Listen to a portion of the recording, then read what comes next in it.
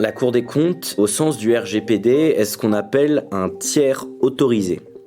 C'est-à-dire que comme la Cour des comptes a une mission de service public, on a le droit d'accéder à des données personnelles sous certaines conditions. Ça nécessite de notre part un effort effectivement de transparence et de pédagogie continue auprès des administrations qu'on évalue et qu'on contrôle. La contrepartie d'accéder à ces données, c'est que sous le sceau du secret de l'instruction et de la sécurité des données qu'on met autour de ça, ces données, elles ne sont pas publiées non plus. Bonjour et bienvenue sur Data Driven 101, le podcast qui s'intéresse aux applications concrètes de la data dans toute leur diversité. Je suis Marc Sanselme, fondateur de Scopeo, agence de recherche et développement en data science. Je reçois des professionnels d'horizons variés pour nous parler de leurs aventures, leurs succès, leurs échecs, leurs espoirs, leurs techniques, leurs astuces, leurs histoires et leurs convictions. Aujourd'hui, je reçois Victor Cluzel, administrateur de l'INSEE, détaché à la Cour des comptes depuis 2019, après 2 ans à la Direction générale du Trésor. Bonjour Victor. Bonjour Marc. Alors Victor, est-ce que tu peux nous dire exactement qu'est-ce que c'est la Cour des comptes ? Alors la Cour des comptes, c'est une institution, une juridiction plus précisément, qui est fondée sur la Déclaration des droits de l'homme et du citoyen de 1789, pas vraiment fondée, mais en tout cas l'essence de ses missions est fondée sur cette phrase qui dit dans cette déclaration « La société a le droit de demander compte à tout agent public de son administration ». Elle doit s'assurer du bon emploi de l'argent public et informer les citoyens, et c'est une juridiction financière, donc les rapporteurs, ceux qui écrivent les fameux rapports de la Cour des comptes, sont des magistrats. Et elle a été fondée en 1807, donc juste après cette déclaration des droits de l'homme et du citoyen. Qu'est-ce que tu y fais à la Cour des comptes ? Eh bien justement, il faudrait peut-être que je rappelle les missions de la Cour des comptes, parce que même si c'est une de ses missions essentielles, le contrôler les comptes de l'État et de la sécurité sociale, c'est pas sa seule mission. Donc elle a 4 missions, elle contrôle tous les organismes et institutions recevant de l'argent public, elle juge les comptes des comptables publics, certifie les comptes de l'État et du régime général de la sécurité sociale et évalue les politiques publiques. Et c'est là, nous, où les data scientists, on va le plus intervenir, c'est dans l'évaluation des politiques publiques. D'accord, alors toi tu es administrateur de l'INSEE. Est-ce que tu peux nous dire exactement qu'est-ce que c'est administrateur de l'INSEE ? Qu'est-ce que c'est que l'INSEE, la différence entre les deux ? Tout à fait, c'est une très bonne question parce que déjà, un fact, c'est que environ 60 à 70% des administrateurs de l'INSEE travaillent à l'INSEE, mais il y en a 30 à 40% qui ne travaillent pas à l'INSEE environ. Pourquoi ? Parce que, au même titre que les corps, on va dire, d'ingénieurs de l'État qu'on connaît, les ponts, les mines, les administrateurs de l'INSEE, on est un peu les matheux de l'État. Ça veut dire qu'on va aller un peu dans tous les ministères et faire tout ce qui est prévision économique, analyse économique, des modèles de microéconomie, des analyses économétriques, tout ça pour conseiller le gouvernement sur ses politiques et pour l'aider à évaluer les impacts de ses politiques publiques. Donc, en tant qu'administrateur de l'INSEE, j'ai été, comme tu l'as dit tout à l'heure, 2 ans donc, à Bercy. Et puis après, j'ai décidé un peu de me réorienter plus fortement vers la data. C'est pour ça que je suis allé à la Cour des comptes, même si j'en faisais un peu quand j'étais à Bercy. À la Cour des comptes, je suis devenu au début rapporteur, donc c'est-à-dire le cœur de métier de ce que fait des personnes qui travaillent à la Cour des comptes. Déjà, ce serait important, je pense, de préciser comment ils travaillent, ces rapporteurs. Déjà pour présenter à quoi sert la Cour des comptes de facto et comment elle travaille, mais surtout pour voir comment nous, les data scientists de la Cour des comptes, on s'inscrit dans ces rapports. En tout cas, on y contribue. Donc ces magistrats, ils instruisent sous le secret de l'instruction, puisque c'est une juridiction financière. Et en contrepartie, ils ont accès à beaucoup d'éléments des administrations ou entités publiques, des documents internes et, ce qui nous intéresse aujourd'hui, des données.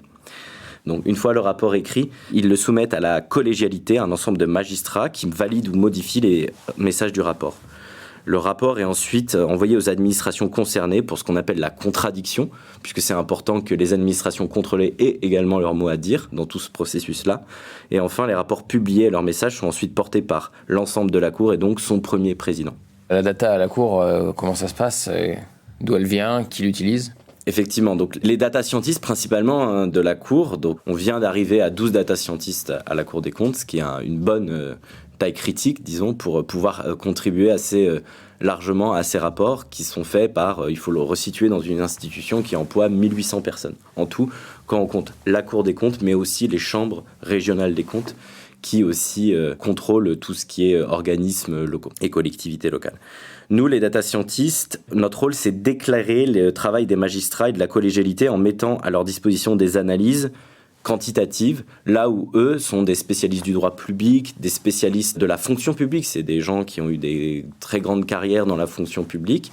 Et nous, l'avantage qu'on va leur apporter, en plus de leur expertise sur tous les sujets thématiques, c'est tout ce qui est quantitatif. Donc, comme je disais tout à l'heure, comme les administrateurs de l'INSEE en général dans l'État. On fait des statistiques, de l'économétrie, du machine learning. On fait beaucoup, évidemment, de traitement de bases de données. On ne va pas le redire ici. Je pense que tous les data scientists qui nous écoutent savent que c'est 70 à 80% de notre travail. Seulement, quand les data scientists ils font ce travail de traitement des données, ils se placent aussi en position d'auditeur. C'est-à-dire qu'ils vont regarder en même temps. Les data scientists, quand ils vont regarder ces données, ces bases de données administratives ou statistiques, en même temps qu'ils les redressent, qu'ils font les traitements, qu'ils traitent les outliers, les doublons, etc., pour rendre la base exploitable, ils vont pouvoir se placer en termes d'auditeurs et proposer des recommandations aux magistrats pour améliorer la qualité générale des données de suivi des politiques publiques ou d'administration ou de ministères que l'État utilise ensuite pour conduire ses politiques publiques. Alors ces données, elles vont être de quel type, par exemple ? C'est une très bonne question parce que justement, c'est très pluridisciplinaire. Donc ça veut dire qu'on va avoir à la fois des personnes qui sont spécialistes de beaucoup de types de traitement des données, mais aussi de beaucoup de thèmes sous-jacents, c'est-à-dire les politiques d'énergie, les politiques de l'agriculture, les politiques de la justice, les données de santé, les données des impôts des particuliers, les impôts des entreprises.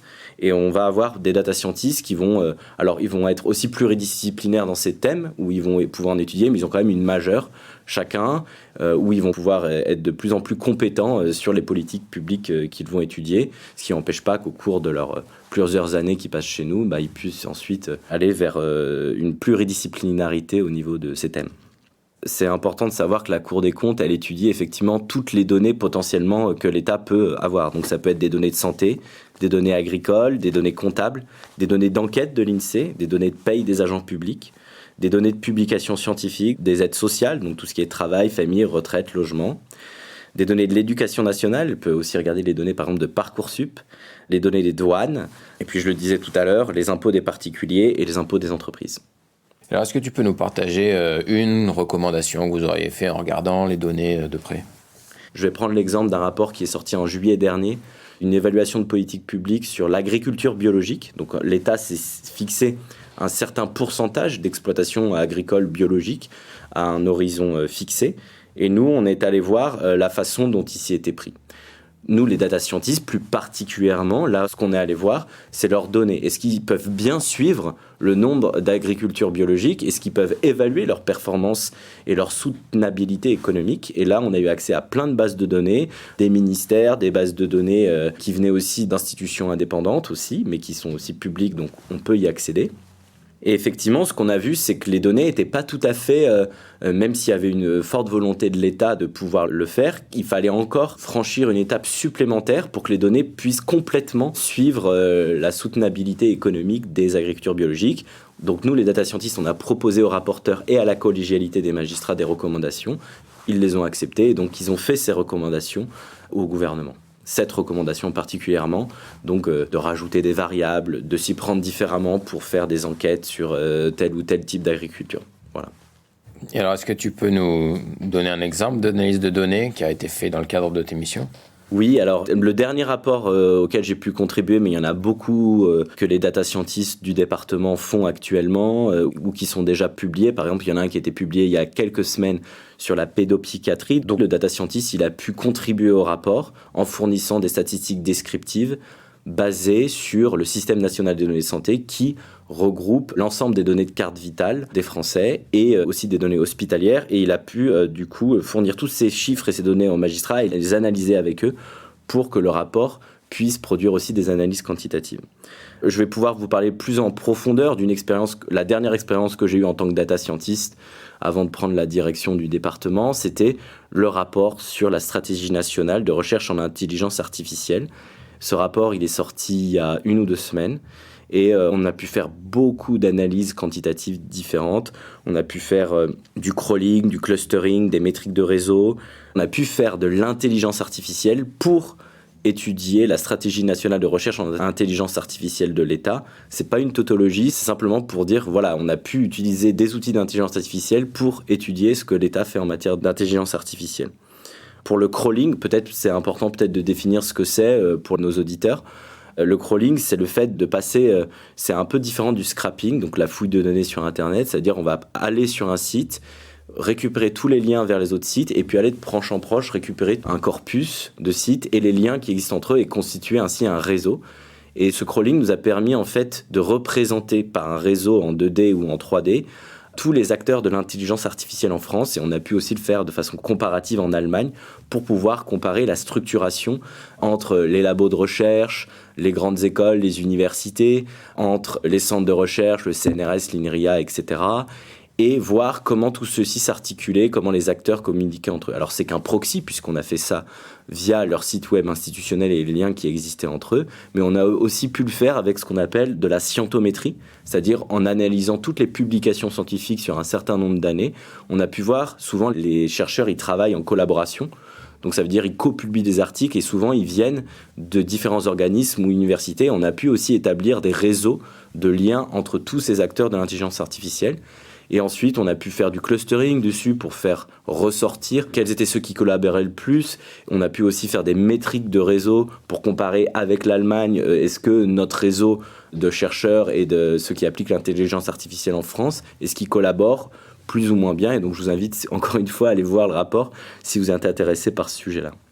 Alors, en quelques mots, si tu nous résumes, ça nous intéresse quand même un rapport sur l'intelligence artificielle. Est-ce que tu peux nous résumer ce que vous avez dit dans le rapport ? C'est les magistrats qui ont écrit en définitive le rapport. Mais peut-être avant de parler des recommandations, on a quand même fait des trouvailles. Les recommandations, c'est un peu ce qui sort, ce qui résume bien le rapport. Il y a des observations qui permettent de dire un peu l'état de l'art, mais les recommandations, c'est quand les rapports de la Cour des comptes ils sont écrits, c'est une critique constructive. Donc elle propose aussi des solutions aux administrations. Comment on est arrivé à certaines de ces recommandations? Certaines de ces recommandations, elles viennent aussi donc forcément de cette étude quantitative, comme on l'a vu tout à l'heure. Et peut-être une anecdote sur ce rapport, il n'existait pas vraiment de consensus autour de la définition d'intelligence artificielle dans la communauté scientifique, en tout cas la communauté scientifique française, mais aussi internationale. Donc ce qu'on a fait, on a utilisé, en collaborant avec... Alors, c'est la particularité des évaluations de politique publique, c'est qu'elle s'adosse d'un comité de suivi, qui va être un comité composé de parties prenantes, donc ça peut être des directeurs des entités de recherche, ça peut être des chercheurs, des scientifiques, qui se réunissent plusieurs fois au long de cette évaluation de politique publique pour donner leur avis sur le travail que les magistrats et auquel les data scientists contribuent font. Et donc, on a commencé à constituer un corpus d'ensemble de publications à la fois sur la recherche elle-même en intelligence artificielle, mais aussi sur les corpus qui faisait aussi de l'intelligence artificielle appliquée à deux domaines, parce qu'il y a la recherche fondamentale, disons, presque sur l'intelligence artificielle elle-même, mais aussi tous les thèmes sur lesquels l'intelligence artificielle s'applique. La physique, la chimie, il y a beaucoup de papiers qui s'appuient de plus en plus sur l'intelligence artificielle aussi pour aider leurs recherches dans leur domaine thématique spécifique. Donc ce périmètre étant défini, donc on a constitué un corpus, on en a fait sortir un certain nombre de mots-clés qu'on a soumis à une consultation à beaucoup de scientifiques qui ont pu donner leur avis justement pour arriver à un consensus le plus possible. Et ces mots-clés, on a pu les publier en même temps que le rapport avec une licence open source, c'est-à-dire qu'ils peuvent être réutilisés aujourd'hui pour les chercheurs, les sociologues qui cherchent autour de tout cet écosystème, disons, en tout cas ce réseau autour de l'intelligence artificielle pour qu'ils puissent le réutiliser pour bien définir. Ce qu'on a vu aussi, c'est qu'il y avait l'intelligence artificielle où nous, les data scientists, on est le plus habitués, finalement, qui est le machine learning, l'apprentissage automatique, mais aussi l'IA symbolique. C'est le départ, en fait, de l'ordinateur. C'est des instructions déterministes et pas statistiques. Et donc, on a aussi inclus cette définition à l'intérieur de l'intelligence artificielle en général, mais en séparant entre intelligence artificielle symbolique et apprentissage automatique, et puis en ajoutant aussi certains éléments dérivés, donc le traitement automatique du langage naturel, donc le NLP, la fouille automatique de données et la vision par ordinateur, la computer vision. Voilà. Tout cela, on l'a mis au même endroit, on a consulté les scientifiques et on a pu publier des mots-clés. Donc c'est ça qui a été assez intéressant dans ce rapport et qui est un peu novateur par rapport aux autres travaux qui ont été faits en la matière. D'accord, ça segmente un peu les domaines, les sous-domaines de l'intelligence artificielle en les définissant, donnant une définition, le contour de ce que ça représente. Tout à fait. Et puis, Il y a des recommandations qui sont forcément aussi budgétaires, puisque c'est la Cour des comptes, donc elle a aussi une vision budgétaire, enfin surtout une vision budgétaire aussi de cette stratégie. Mais donc il y a des recommandations qui sont préciser les missions respectives des 4 centres d'excellence en IA, les instituts fameux 3IA, établir de manière partagée les objectifs et les indicateurs prioritaires de la politique publique en intelligence artificielle en lien avec la stratégie européenne. Donc ça, c'est ce que je disais tout à l'heure, tout ce qui est suivi de la politique publique. Et pour faire un aparté, elle a de particulier aussi, cette évaluation de politique publique, elle s'est faite in itinéré, c'est-à-dire qu'on n'a pas attendu la fin de la politique publique pour l'évaluer. Normalement, on doit plutôt attendre pour avoir suffisamment de données, mais comme elle a 3 phases, c'est ça qui est avantageux, c'est qu'on a pu attendre la fin d'une phase pour évaluer la phase et pour pouvoir directement donner des recommandations à l'État pour qu'il puisse tenir compte de ces recommandations dans l'élaboration des phases suivantes de cette stratégie nationale. Ensuite, voilà, donc il y a des recommandations par rapport à la formation, par rapport aux besoins des enseignants aussi du secondaire, puisque tout ça se construit assez tôt. Élaborer une charte et un catalogue de bonnes pratiques, mais voilà, si vous voulez avoir plus de précision sur ces recommandations, je vous invite vraiment à lire le rapport. Et en tout cas, les recommandations, elles sont écrites tout au début. D'accord. Dans les cas d'usage du machine learning, tu peux nous donner des exemples, nous raconter un peu des applications que vous avez pu mettre en place ? Alors, c'est pas la majorité des cas, les analyses qu'on fait en machine learning, mais on en fait. Donc, très souvent, on fait donc, des statistiques descriptives, de la data vise, des modèles économiques, des analyses économiques, beaucoup d'analyses économétriques. Et effectivement, on fait aussi des consultations auprès des citoyens pour constituer nous-mêmes nos bases de données. J'ai parlé de scrapping, aussi de crawling qui nous permettent aussi de constituer nos bases de données. Et le machine learning, effectivement, c'est pas majoritaire dans nos travaux, mais on en fait aussi, je viens d'en parler, pour l'intelligence artificielle. On a pu en faire... alors, il y a eu vraiment beaucoup de techniques mises en place, parce qu'il y a eu beaucoup de personnes qui ont contribué, qui étaient de formation quantitative sur ce rapport sur l'intelligence artificielle. Mais on a aussi fait à la fois des choses au sein de rapports, mais on fait aussi un peu de R&D pour justement capitaliser et puis avancer nous-mêmes sur ces compétences-là. On a pu faire des choses pour prédire le prix du médicament ou prédire le comportement des usagers de l'hôpital. Comment prédire si un usager, en fonction de ses caractéristiques, âge, revenus, catégorie socio-professionnelle, etc., va plutôt choisir l'hôpital privé ou l'hôpital public, ce qui est assez intéressant aussi pour renseigner la politique publique et comment elle est construite. On fait aussi un peu de NLP, ce qui est important pour la Cour, puisque la base aussi de ces productions, c'est des rapports, donc on l'utilise aussi pour nous aussi concaténer un peu tous les rapports, parce qu'il y en a eu beaucoup depuis sa création à la Cour. Ça, c'est aussi un peu de tout ce qui est recherche et développement qu'on fait. Alors, c'est pas énorme, c'est modéré, mais je pense que c'est important qu'on le fasse pour qu'on puisse ensuite capitaliser là-dessus et pour pouvoir le proposer au sein de rapports aux magistrats. Vous faites des analyses de vos rapports anciens ? Ouais. D'accord. Alors là-dessus, en fait, on va prendre les recommandations. Là, on a un projet en cours. On va prendre les recommandations de la Cour et on va regarder le contenu, à qui elle s'adresse, à qui... Quand on dit à qui, c'est-à-dire à quel ministère. On va essayer aussi de quantifier, est-ce que c'est une recommandation plutôt d'accompagnement ou plutôt qui peut être plus sévère aussi. On va caractériser aussi la sévérité de la recommandation. Voilà. Est-ce que ça va être une recommandation qui va pouvoir être suivie, parce qu'il y a aussi le suivi des recommandations. Mais tout ça est un travail assez titanesque, parce qu'il y en a eu beaucoup des travaux de la Cour des comptes, mais c'est quelque chose qu'on est en train de regarder pour nous, voir ce qu'on peut en tirer. Donc c'est essayer de faire ça avec des algorithmes de NLP. Tout à fait, oui. Automatiquement juger de la sévérité de la recommandation, juger de tous ces éléments. Oui, tout à fait. Alors quelles sont les principales difficultés que tu rencontres, que vous rencontrez pour faire ce que vous faites en tant que data scientist dans la Cour des comptes, et comment vous les avez surmontées ? Il y a 2 difficultés qu'on a souvent. La première, c'est la multiplicité des identifiants dans l'administration. On a les identifiants, par exemple, le numéro de sécurité sociale, tu as le numéro fiscal, ensuite tu as les numéros qui sont propres aussi aux caisses d'allocation. Quand on a toutes ces choses-là, quand nous, on arrive pour faire des contrôles qui sont assez transversaux aussi, ou des enquêtes ou des évaluations assez transversales, on a besoin souvent de les apparier, évidemment en toute sécurité, protégés par le secret de l'instruction et juridiquement et techniquement. Et apparier ces bases, souvent, ça peut effectivement être un obstacle. Et ce qu'on recourt de plus en plus à des techniques de fuzzy matching aussi pour l'administration aussi d'ailleurs, pour rapprocher effectivement des noms, sans que ensuite, une fois que ça c'est fait par des tiers de confiance, une fois que les bases sont appariées, évidemment, on regarde pas du tout ça. Nous, c'est pas du tout le nom des personnes qui nous intéressent, c'est plutôt pouvoir apparier de base pour pouvoir faire une analyse à la fois, disons, fiscale et sociale en même temps. Ouais. Il Il y a une deuxième difficulté qu'on rencontre aussi, alors elle n'est pas si régulière que ça, mais quand ça arrive, ça peut poser aussi pas mal de nœuds au cerveau, c'est l'accès aux données. Il peut y avoir beaucoup d'obstacles techniques à entrer dans les données de l'administration parfois. La plupart du temps, ça se passe bien, mais certaines bases sont tellement spécifiques ou sensibles qu'il faut parfois, en dernier recours, utiliser des ordinateurs directement de l'administration qu'on évalue ou contrôle, ou se déplacer pour étudier les données sur place. Quand on sait que déjà on a des délais d'instruction qui sont de 3 à 9 mois pour les data scientists, il faut qu'ils puissent faire déjà la revue de littérature, regarder toutes les bases qui existent, commencer à rentrer dans ces bases. Quand je pense aux bases de l'INSEE, il y a des personnes qui vont, ou des bases des services statistiques ministériels de l'État qui vont passer presque toute leur vie à étudier qu'une seule base. Nous, on doit le faire en 9 mois. Alors on capitalise beaucoup sur ce qui est fait, sur la revue de littérature, mais quand en plus on a des problèmes d'accès aux données, ça peut être compliqué. Alors on trouve toujours des solutions, comme je disais, on va sur place, ça nous prend un peu plus de temps, mais on y arrive. Qu'est-ce que tu regrettes de ne pas avoir fait autrement dans tes travaux passés ? Alors en tant que data scientist, puis rapporteur avant, quand j'étais dans le cœur de métier, mais surtout en tant que data scientist, de ne pas avoir passé autant de temps que le souhaitais, voire très peu, pas du tout, sur des projets transversaux, donc de R&D, sur de mise en place de techniques un peu novatrices, ou des projets aussi sur la façon dont on travaillait, la capitalisation, le peer learning, pour justement pouvoir capitaliser sur tout ce qu'on a appris à la fois thématiquement et techniquement.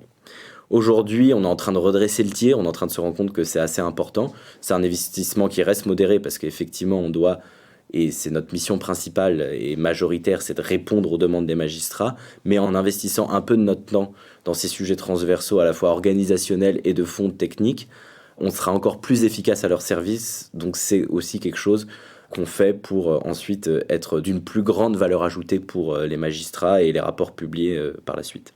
Je t'entends beaucoup dire, voilà, vous êtes au service des magistrats, vous créez pour les magistrats. Est-ce que tu peux nous dire combien il y a de magistrats, combien il y a de data scientists, qu'on ait un peu une idée de cette équipe data, la taille qu'elle a ? C'est une équipe qui est assez neuve, c'est-à-dire dans sa taille, disons. Même si la première data scientist est arrivée en 2017 à la Cour. Avant que je n'arrive en 2019, ils étaient 3 data scientists, puis on est arrivé à 5 en plus lors de mon arrivée. Donc on a plus que doublé l'équipe, et là on s'est constitué en pôle, puisqu'on était épars dans une direction un peu plus générale que la data. De 8, on est passé à 11 entre 2020 et 2022, et donc c'est devenu un département, jargon du public oblige. Et on devrait être 13 dans les semaines qui viennent. Voilà. Donc c'est effectivement une chance qu'on a dans le public de pouvoir avoir 13 data scientists dans une institution ou une administration qui n'est pas forcément data-centrique comme pourrait l'être la direction interministérielle du numérique. Néanmoins, quand on le resitue par rapport aux 1800 employés de la Cour des comptes, 1800 personnes qui travaillent à la Cour des comptes, ouais. Alors elles ne sont pas toutes magistrates ou même personnel de contrôle, mais ça resitue aussi... Combien de magistrats ? Les magistrats, j'ai plus le chiffre en tête exact, je pourrais... le repréciser, mais ils sont, je pense, quand tu prends à la fois les magistrats de la Cour des comptes et ceux des chambres régionales des comptes, ils doivent être autour de 800 à 1000. Mais en tout état de cause, ça veut dire qu'on n'est pas du tout le cœur de métier. Et effectivement, nous, on peut contribuer sur l'ensemble du rapport, on peut, mais on participe forcément pas à tous les rapports, et donc on priorise en fonction des besoins des magistrats et donc des chambres de la Cour. Il y a 7 chambres à la Cour des comptes, 6 chambres thématiques et puis une 7e. Et on priorise en fait en fonction de leurs besoins, et nous aussi là où on voit on a plus de valeur ajoutée aussi à leur apporter. Donc c'est un dialogue qui s'établit avec les magistrats pour déjà affecter les data scientists. Comme on est dans un service transversal aux chambres de la Cour où sont les magistrats, c'est le secrétariat général, et les data scientists, on est à l'intérieur de ce qu'on appelle la direction du numérique et des données, et puis il y a le département des data scientists. Voilà un peu pour situer la façon dont on s'inscrit à la fois organisationnellement et puis en fonction aussi du processus du rapport avec les magistrats. Qu'est-ce que tu préfères dans ce métier ? Je dirais, depuis que je suis arrivé à la Cour, j'ai toujours eu un peu les pieds entre deux mondes. Le monde de la fonction publique, de la Cour, et puis le monde de la donnée et de la data science. Donc c'est pour ça, tu me disais tout à l'heure, oui là t'es arrivé en costard-cravate, là je suis plus en costard-cravate parce qu'on est plutôt côté données, mais c'est vrai que plusieurs fois par jour, ça m'arrive de remettre la cravate ou de l'enlever si on est plutôt côté administration ou plutôt côté données, voilà. Donc ça c'est quelque chose d'assez intéressant. Au début ça peut être un choc effectivement, et de devoir jongler entre ces deux façons de voir les choses, mais c'est une très grande richesse parce que le travail entre les magistrats et les data scientists, quand ils contribuent au rapport, il est très itératif. Le magistrat, au début, va peut-être avoir une idée parce qu'on lui a parlé de quelque chose qu'a fait un data scientist sur tel ou tel rapport. il va le demander au data scientist, il va lui dire tiens, ça c'est possible, c'est pas possible. Et quand il va rejoindre l'équipe, le magistrat, quand le data scientist va lui proposer d'autres techniques qu'il peut appliquer, le magistrat, il va pouvoir voir de plus en plus tout ce que peut faire le data scientist. Donc il pourra devenir de mieux en mieux un maître d'ouvrage pour faire des demandes de data scientist. Et en même temps, le data scientist, quand il arrive sur le rapport, il fait de la revue de littérature. Alors il ne participe pas autant effectivement à l'étude de la politique publique en soi que le magistrat, parce que lui aussi, il doit aussi faire son travail quantitatif, de code, d'analyse technique, quantitative, économétrie, etc. Il va participer aussi de temps en temps, le data scientist, aux entretiens avec l'administration, où le magistrat rencontre l'administration pour qu'il leur parle des sujets qu'ils contrôlent ou qu'ils évaluent. Et donc le data scientist, il va être de plus en plus à même, au cours de son contrôle et même des contrôles suivants, parce qu'ils peuvent aussi être sur des thématiques qui peuvent être connexes, il va être de plus en plus à même de pouvoir aussi proposer des choses aux magistrats, des analyses de plus en plus pertinentes en fonction des objectifs de la politique publique et des objectifs du contrôle. Qu'est-ce qu'on veut contrôler ? Et ça, c'est quelque chose d'hyper enrichissant à la fois du côté des data scientists et puis j'imagine aussi du côté des magistrats. Et alors à l'inverse, qu'est-ce qui te frustre le plus dans ce métier ? Les magistrats, ils travaillent par équipe de, disons, 2 à 3 magistrats. Et donc, on va pouvoir leur proposer une analyse quantitative pour contribuer à leur rapport. Et ensuite, ces 3 magistrats, ils vont travailler dans 3 autres équipes différentes. Et donc, de proche en proche, on va pouvoir finalement montrer de plus en plus ce que les data scientists peuvent faire pour que les magistrats ils puissent de mieux en mieux comprendre ce qu'on peut leur proposer et nous-mêmes leur proposer au cours des rapports. Mais s'ils n'ont pas forcément l'idée de à quel moment on peut les aider, ils n'auront pas forcément l'idée de venir nous voir. Et c'est à nous aussi de leur montrer. Et au début, c'était plus compliqué parce qu'on était très nouveaux et ils ne savaient pas forcément à quoi on était utile. Et là, je trouve que c'est de plus en plus le cas. D'ailleurs, ce qui est symptomatique, c'est, comme je te disais tout à l'heure, on est obligé parfois de reprioriser en fonction des demandes des magistrats. Alors, on dit rarement non, très rarement, mais on est aussi obligé parfois de restreindre certaines analyses quantitatives parce que sur chaque sujet qu'on étudie, les 2 que je t'ai évoqués, on pourrait faire une thèse à chaque fois. Et donc, c'est frustrant. On pourrait toujours aller plus loin, effectivement. C'est pas non plus une temporalité qui est celle de l'administration où tu as une commande ministre, il faut la rendre dans la semaine. C'est entre la recherche et justement cette étude très très éclair qu'on peut faire dans les ministères.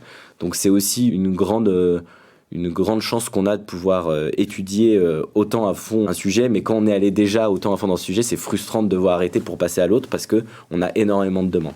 Et donc ça, oui, voilà, tu cherchais le mot frustrant, voilà, je l'ai, c'est de devoir rapidement passer d'un sujet à l'autre, même si on a quand même beaucoup de chance pour pouvoir l'étudier en profondeur. Une fois que le contrôle est fini, on passe à autre chose. Alors, est-ce que vous utilisez des données personnelles et si oui, est-ce que le règlement européen RGPD vous contraint ou pose problème ? Comment ça se passe exactement ?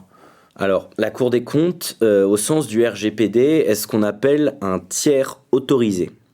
C'est-à-dire que comme la Cour des comptes a une mission de service public, on a le droit d'accéder à des données personnelles sous certaines conditions. D'accord. Ça nécessite de notre part un effort effectivement de transparence et de pédagogie continue auprès des administrations qu'on évalue et qu'on contrôle.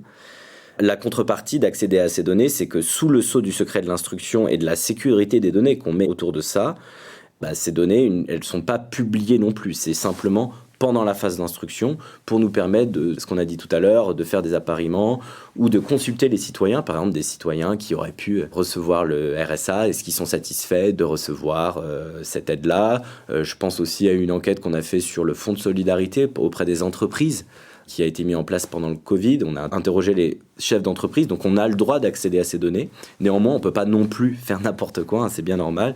Il faut faire des registres de traitement, il faut respecter le principe de proportionnalité, c'est-à-dire demander que ce dont on a besoin.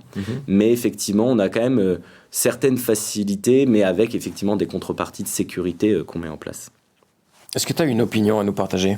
Au risque que ça paraisse une opinion facile, je dirais qu'on a beaucoup de chance parce que c'est assez inédit d'avoir une concentration de data scientists, de 12 data scientists, même au sein d'une administration aussi grande que la Cour des comptes et des chambres régionales des comptes.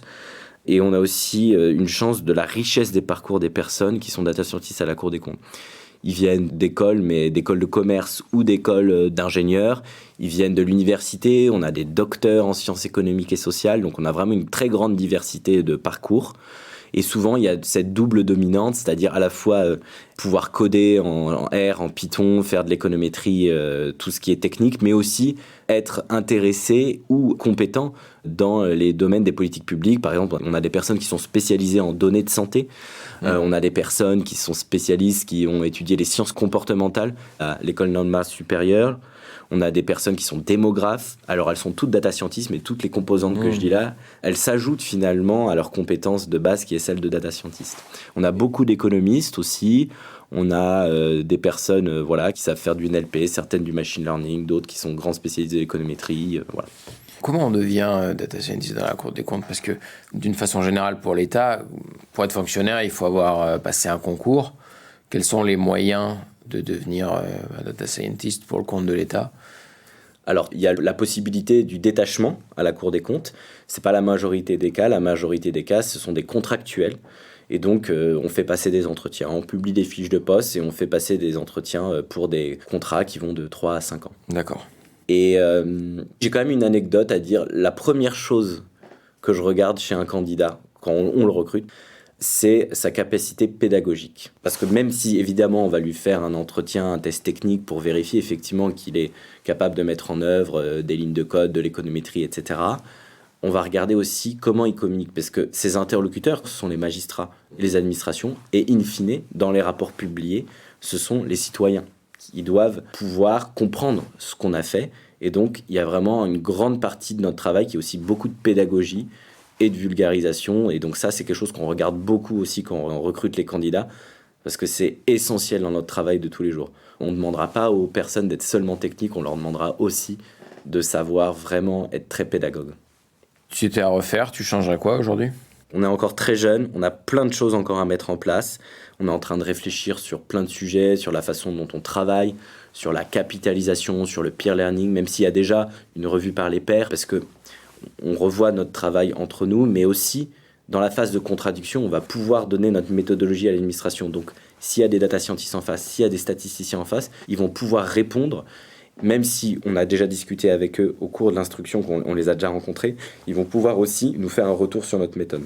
Et effectivement, ça c'est déjà une première étape, mais on a encore des choses à mettre en place, comme on est, on va dire, à cette taille donnée de 12 personnes, on est très jeune, donc il faut qu'on se structure. Il faut qu'on voit comment on met en place du peer learning, comment on capitalise sur les choses à chaque fois qu'on a mis en place. Parce que comme je te disais, on passe d'un rapport à l'autre, effectivement.